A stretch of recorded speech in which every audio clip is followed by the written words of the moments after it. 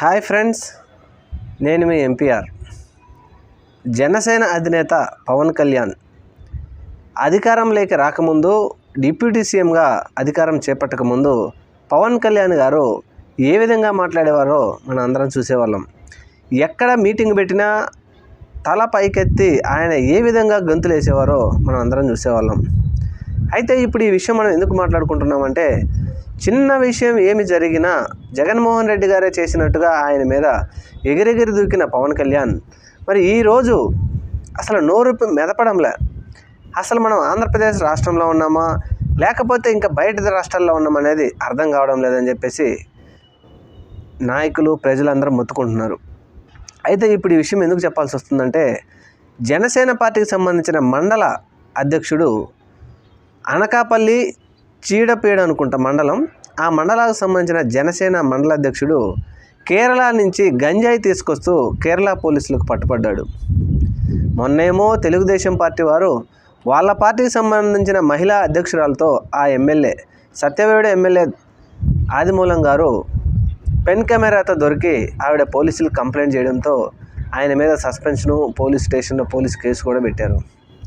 ఇప్పుడేమో జనసేన అధినేత జనసేన పార్టీకి సంబంధించిన మండల నాయకులే గంజాయి సప్లై చేస్తూ గంజాయి తీసుకొస్తూ కేరళ పోలీసులకు పట్టుబడటం, కేరళ పోలీసులు ఆంధ్రాకు వచ్చి ఆంధ్ర వాళ్ళకు నోటీసులు ఇచ్చిపోవడం ఇది మరీ సిగ్గుచేటు. మరి పవన్ కళ్యాణ్ కానీ చంద్రబాబు గారు కానీ దీని మీద ఏ విధంగా స్పందిస్తారు? అసలు జగన్మోహన్ రెడ్డి హయాంలో కనుక ఇలాంటివి జరిగి ఉంటే జగన్మోహన్ రెడ్డే చేశాడు అన్నట్టు మాట్లాడేవాడు. మరి ఇప్పుడు ఎందుకు మాట్లాడరు? నోట్లో నుంచి ఎందుకు మాట రావటం లేదు పవన్ కళ్యాణ్ గారు అని చెప్పి నెటిజన్లు బాగా ట్రోల్ చేస్తున్నారు. వారు అడిగేది కూడా నిజమే. తలపైకెత్తి జుట్లో చేయబెట్టి జగన్ నువ్వు ఇట్లాంటోడివి అట్లాంటోడివి అని చెప్పిన పవన్ కళ్యాణ్ మరి ఈరోజు ఏమైంది? మీ పార్టీ వాళ్ళే గంజాయి అమ్ముతున్నారు, మీ పార్టీ వాళ్ళే అమ్మాయిల మీద దాడులు చేస్తున్నారు, అమ్మాయిలు ఇది చేస్తున్నారు.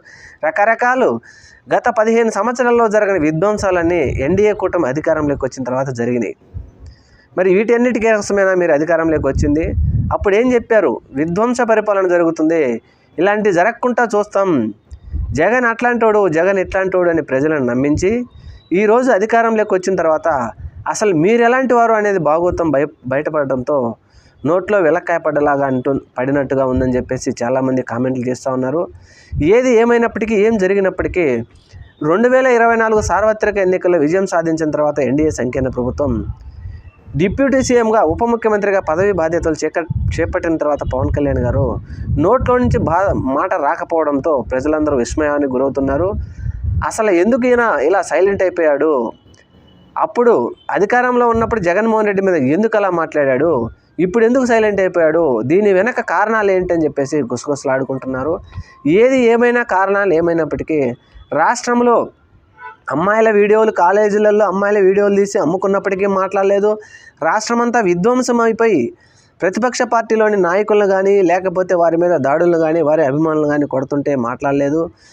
వరద ఉప్పొంగి అన్నమో రామచంద్ర అంటూ విజయవాడ మొత్తం నాశనమైనా మాట్లాడలేదు. ఏం జరిగినా నాకు సంబంధం లేదంటూ నోరు మోసుకుంటున్నటువంటి మనం ఉప ముఖ్యమంత్రి గారు మరి ఇదేనా? అప్పుడు చెప్పిన మాటలు ఇదేనా అని చెప్పి ప్రజలు చెవులు కొరుక్కుంటున్నారు. ఇక మీదట మాట్లాడకపోవచ్చు అని కూడా అంటూ ఉన్నారు.